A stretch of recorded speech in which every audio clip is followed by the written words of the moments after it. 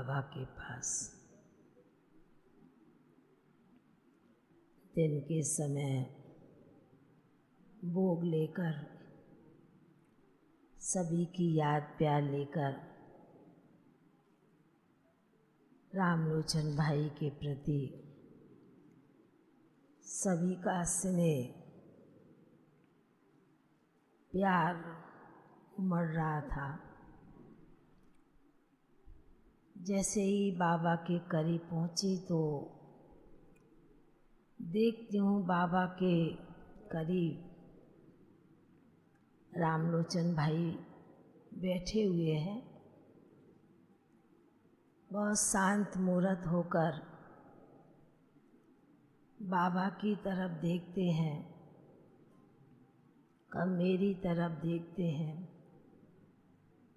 तो मैंने कहा कि बाबा आज तो दिन के समय रामलोचन भाई के निमित्त याद और विशेष भोग लेकर के पहुंची हूँ। तो बाबा कहने लगे कि इसलिए तो बाबा ने बच्चे को पहले से इमर्ज किया हुआ है, अपने बाजू में बिठा के रखा है। तो बाबा कहने लगे कि बच्चे का जैसा नाम था, राम नाम भी बहुत अच्छा, हर एक के मुख में राम का नाम आना भी एक स्वाभाविक था। लास्ट का शब्द नहीं बोला बाबा ने। तो बाबा कहने लगे उसके ऊपर, क्योंकि बाबा ने सुनाया, क्योंकि बच्चे ने अपने जीवन काल में बहुत ही ब्राह्मण आत्माओं की, ब्राह्मण परिवार की दुआएं कमाई है। तो बाबा पूछने लगे कि बच्ची कैसे? तो मैंने कहा बातें तो बाबा दो चार सुना सकती हूँ, बाकी आपके राज का तो मेरे को पता नहीं किस रूप में आप मेरे से पूछ रहे हैं। बाबा मुस्कराए। बाबा ने कहा कि शुरू से बच्चे में एक तो ज्ञान सुनाने के संस्कार, सेवा करने की भावना, और जब से शांतिवन बना तो बच्चे ने जो स्थान पहले से चुना हुआ था, पर नीचे आकर के सबसे बड़ी सेवा जो ब्राह्मणों का, कौन सी बात होगी बताओ, पुराने सभी बैठे हैं, ब्राह्मणों का पेट भरना, संतुष्ट करना, ये बच्चे ने लक्ष्य मन में लेके रखा था। भले भोलानाथ का भंडारा था, पर फिर भी निमित्त बनकर जब कोई किसी प्रकार का भोग के लिए बोलते थे तो बच्चा बहुत सही रीति से उनको हर प्रकार से संतुष्ट करके बच्चा भेजता था, कभी ना नहीं कहता था। तो इसलिए सबसे बड़ी संगम पर जो पेट पूजा करा के ब्राह्मण बच्चों को, चाहे अन्य आत्माओं को भी बच्चे ने जो खुश किया है, बाबा ने कहा सबसे बड़ी दुआएं यही बच्चे के पास, सबसे बड़ी पूंजी यही है। बाबा ने कहा कि जब पेट में अन्न जाता है तो बाबा ने कहा कि आत्मा और शरीर, मन भी बहुत खुश होता है।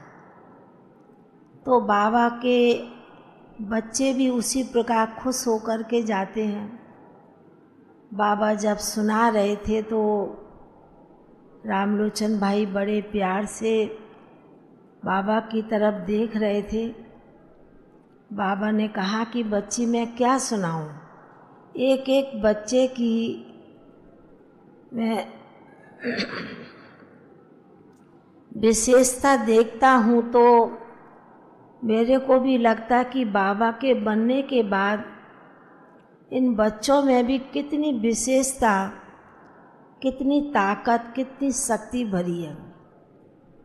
तो रामलोचन भाई एकदम बीच में बोल पड़े, बाबा सब कुछ देने वाले, कराने वाले तो आप हो। बाबा कहने लगे कि बाबा तो कराता ही है, पर जो बच्चे करते हैं ना बाबा उनसे ही कराता है।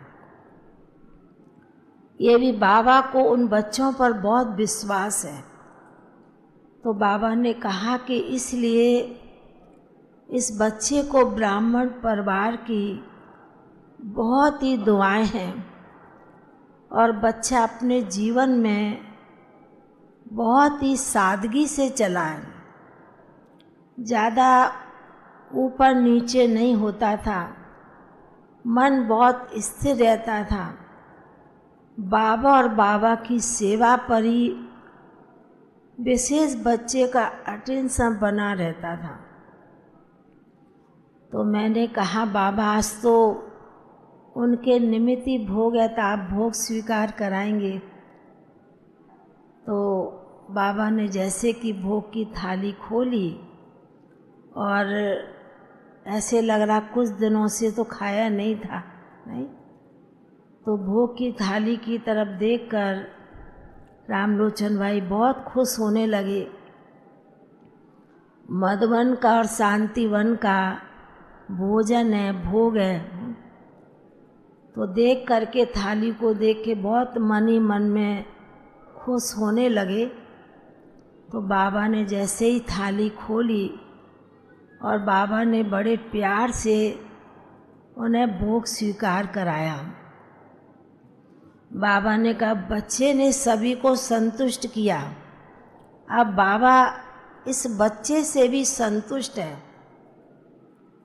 तो फिर बाबा ने एक बात और सुनाई कि बाबा विशेष रूप से यह भी ऊपर से बच्चा तो जिस स्थान पर है वतन में है, और बाबा ये भी देख रहे थे कि ब्राह्मण परिवार का कितना ना आपसी प्यार है, कितना ना स्नेह है। सभी ने बहुत ही प्यार से, सम्मान से बच्चे को विदाई भी दी और नए चोले के लिए भी बाबा यही कहते हैं कि बच्चा जिस स्थान पर जाएगा वहाँ भी सेवा करेगा, क्योंकि सेवा का तो बहुत ही बच्चे को शौक़ बना रहता था, कुछ ना कुछ ज्ञान सुनाने का। फिर तो बाबा इतना सुनाते हुए बाबा ने कहा कि बच्चे को भोग स्वीकार करा दिया, अभी तुम बच्ची जाओ, क्योंकि सभी ब्राह्मण बच्चों के पेट में भी चूहे कूद रहे हैं।